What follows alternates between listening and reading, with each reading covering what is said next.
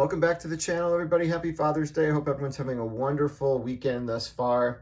Obviously, it's a pretty busy time in the calendar for a lot of people, including myself. It's been difficult to find time to be able to kind of put something together, but I was able to sit down and do a video today. Again, it's Father's Day, so whenever I think of my dad, I can't help but not think about baseball and sports in general. The calendar obviously is, just started with one of my other favorite sports, which is soccer. We have the European Championships, and then the Copa America starts here in the United States just next week. So there'll be a lot of fun stuff for me to be able to watch on television, in addition to be able to keep up with Major League Baseball. Even if it is my White Sox, I still have been kind of keeping up with them, just seeing if there's any signs of life, but also I am curious, almost like watching a train wreck, to see how bad it might get before it gets better. I think they still have an opportunity to get the worst record in Major League Baseball history in the modern era. So yeah, there's that. So a quick video. I got some gifts. I got some stuff I got in the mail, and just wanted to kind of share that with you on the channel and tell you where I got some of the things.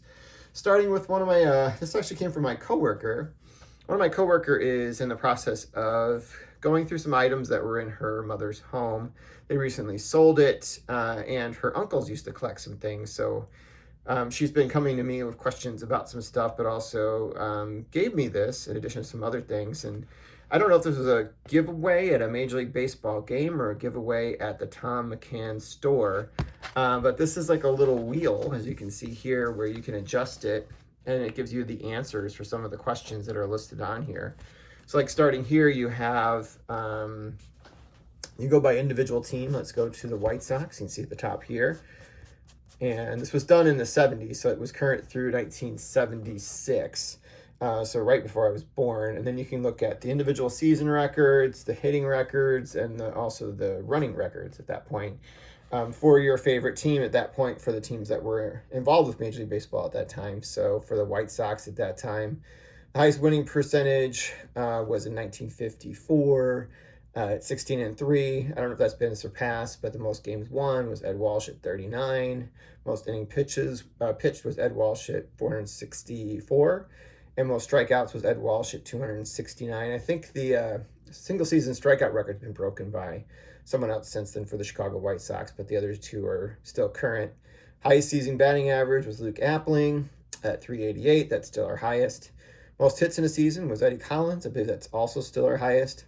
Most RBIs, Zeke Bandura at that point was 136 from 1936. I know that's been surpassed, as well as the home runs. Dick Allen had 37 and 72.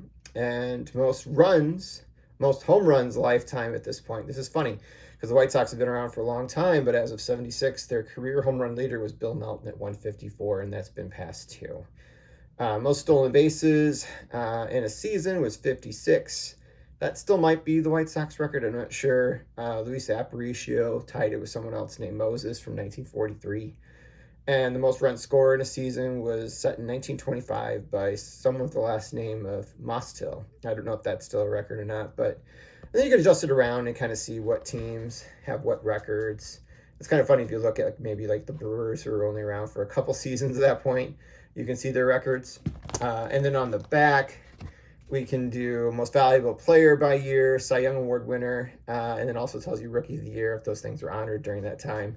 And it goes all the way back to 1931. So let's do a 33, the year of the All-Star game in Chicago here, and the World's Fair as well. Your AL MVP, Jimmy Fox. Carl Hubble was your NL MVP. And then they didn't have the other two awards at that time. And then you can go forward if you wanted to kind of look at, let's look at maybe 1967, the year my parents got married. You have Carl Yastrzemski was your AL MVP. Orlando Cepeda was your NL MVP. Mike McCormick won the Cy Young Award in the NL League, and then Jim Lomberg won it in the American League. And your rookies of the year were Tom Seaver and Rod Carew. Pretty good rookie of the year class at that point, I would say. Those are some all-time greats. But a fun little thing, at some point I will put together a card room. It's not now, but I think some of these things will kind of feature in my collection. I think that one may have a spot just because it's kind of fun and unique. And it's older than me at this point. Not by much, but it is.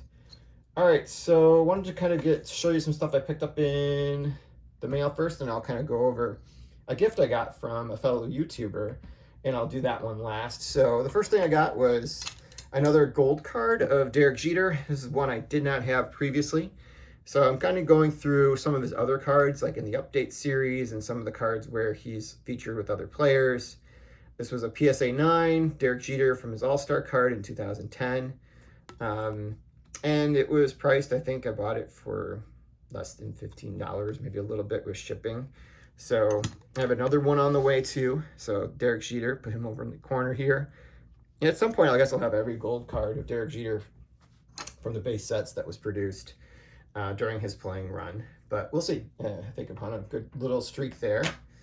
All right, so now we got the pre-war. I got 2 pre-war cards I wanted to share with you here. These are pretty big ones. They're for the Diamond Star set that I've been working on. This actually gets me to, these 2 purchases get me to halfway done for the set in its entirety, with the exception of the high number cards, which are repeated players from the previous series, just with different numbers and updated stats. So the first one is Sam Bird. Sam Bird, pitcher here of the Cincinnati Reds. I've talked about him before on the channel. I'm going to do a feature on him soon. As part of the Diamond Star series, but he was a Yankee for many years. He was the defensive replacement for Babe Ruth, but that's not what he's most noted for. He's actually went on to play in the PGA and was top 5, placed in the top 5 in the Masters twice, as well as the US Open. So he's the only player to have played in the World Series and won, and also play in the Masters tournament, which is pretty cool. And the second one is the very last card before they start repeating some of the players. This is card number 96, Lou Riggs. This was his maybe his first card. He had a lengthy career with Cincinnati, primarily a little bit with Brooklyn at the end. This is one of those, not only one of the horizontal cards featured in the set, and there's a few of those, but one of those that kind of has a pseudo action image of somebody sliding into, I think, third base at this point. And I think he's trying to obviously receive the ball from the catcher to see, or whoever's fielding, probably the catcher. So imagine this looks like there's someone trying to steal third before the runner arrives at the base, and so the umpire coming up to try and like read the call and determine whether the runner was safe or out. It's kind of fun. It's not as ridiculous as some of the other ones you might see.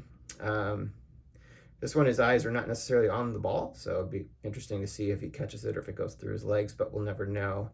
Fun little image there of Lou Riggs.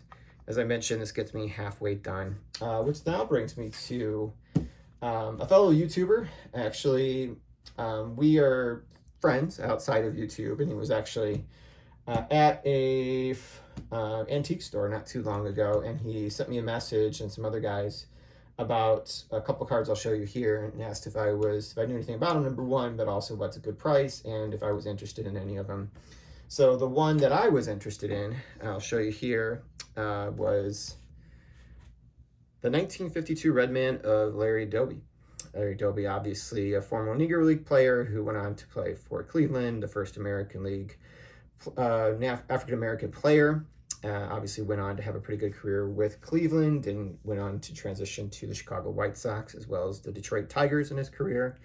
Briefly managed the Chicago White Sox in the 70s. After Bill Lemon was dismissed, and later went on to manage the Yankees and win the World Series that season in 78, I believe. But here's Larry Doby's 1952 card with the tab, which I think just looks perfect when the cards have the tabs. So let's kind of move these around so we can feature that in there. And he actually picked up a second one that day, and the second one is the actual gift. At this point, this was a surprise. I wasn't expecting this one. And he said, you just had a birthday recently, so here you go. And it's the 1952 Redman of Warren Spahn.